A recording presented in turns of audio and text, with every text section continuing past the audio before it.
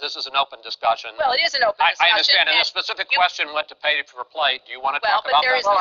But there is no evidence, but there is a lot of evidence about the very work and the high ranking that the children. Ja, man får migræne af at høre sådan et svar her. Og det er jo ikke kun republikanere og Hillary hadere, der ikke bryder sig om Hillary Clinton. Der er også ham her, som man virkelig godt kan gå rundt og savne.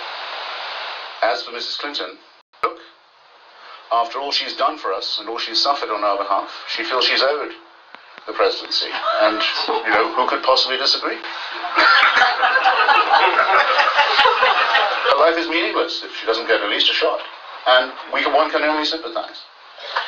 Unless you think, as I do, that people should be distrusted who are running for therapeutic reasons.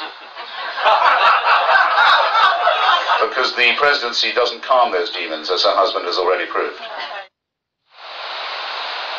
Ja, det er jo altså Christopher Hitchens, ham her, der har skrevet bogen om familien Clinton, No One Left to Lie To, hedder den. Og jeg får lyst til lige at læse en lille bid op, der handler om dengang Hillary førte kampagne for at blive senator her fra New York. Og så skriver The Hitch: alt var råddent fra begyndelsen. Mrs. Clinton har den mest uappetitlige blanding af egenskaber. Hun er en tyran og en bølle, når det passer sig, og så er hun en altomfavnende populist, når det er det, der skal til.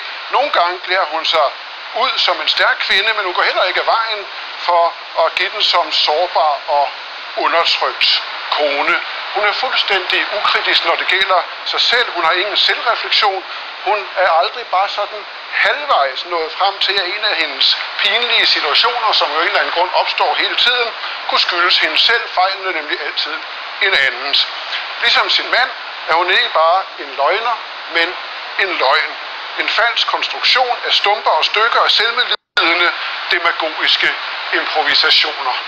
Man kan også bare sige, at Hillary Clinton er politiker. Men hvordan er det så, hun har reageret på hele